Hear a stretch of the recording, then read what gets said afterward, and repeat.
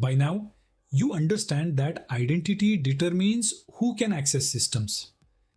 In this lecture, you focus on the other half of that equation, the devices and servers that actually process government information.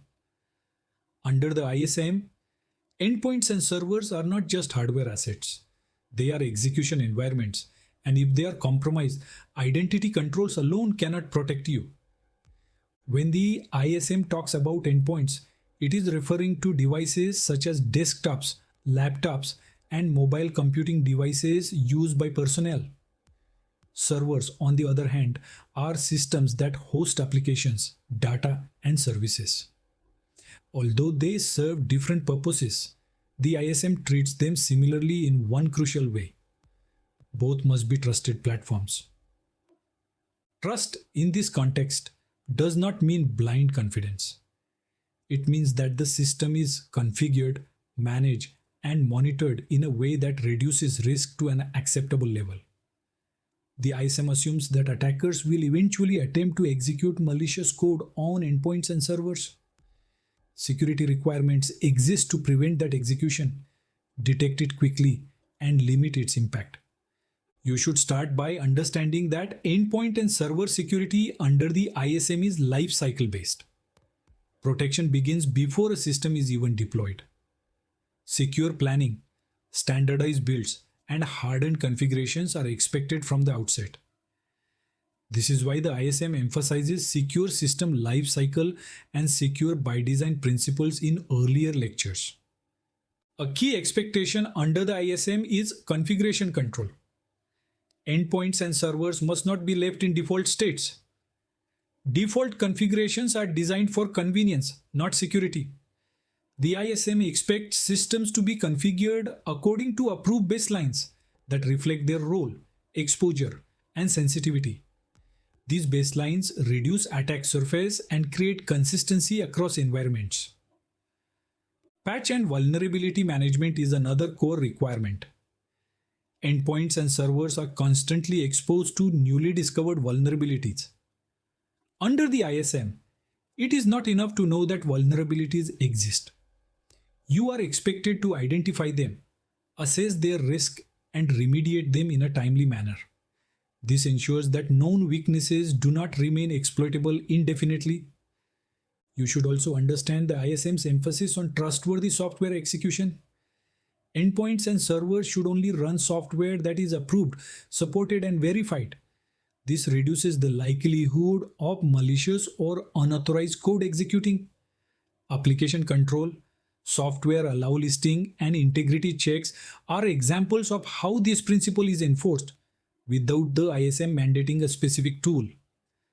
Malware protection plays a supporting role here.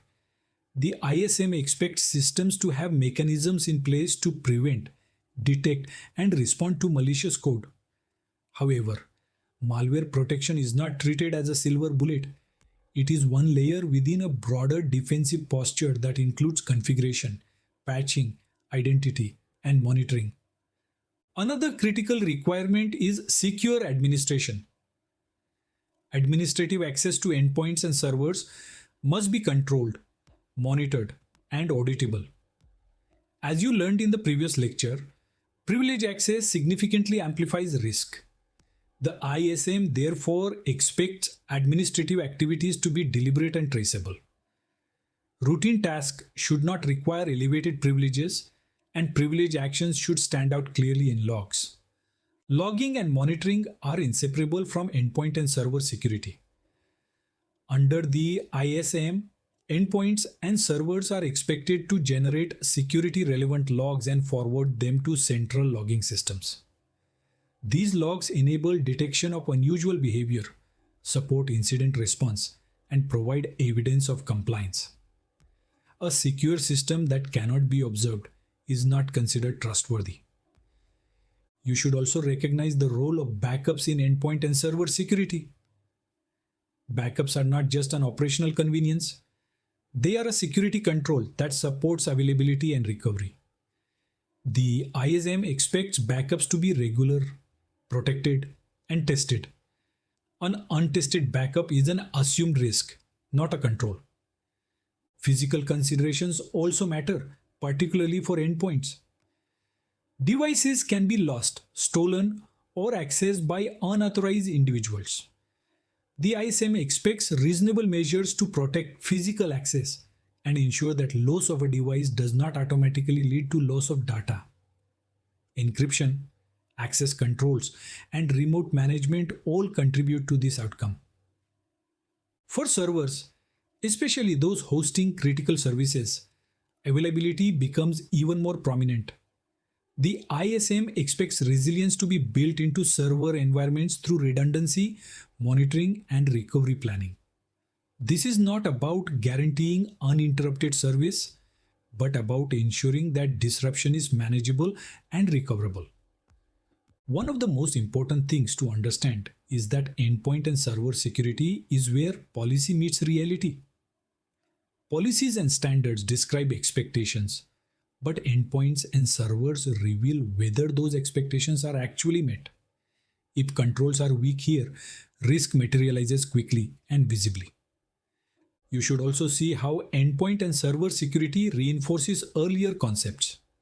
Identity controls restrict access. Governance defines expectations. Risk management prioritizes effort.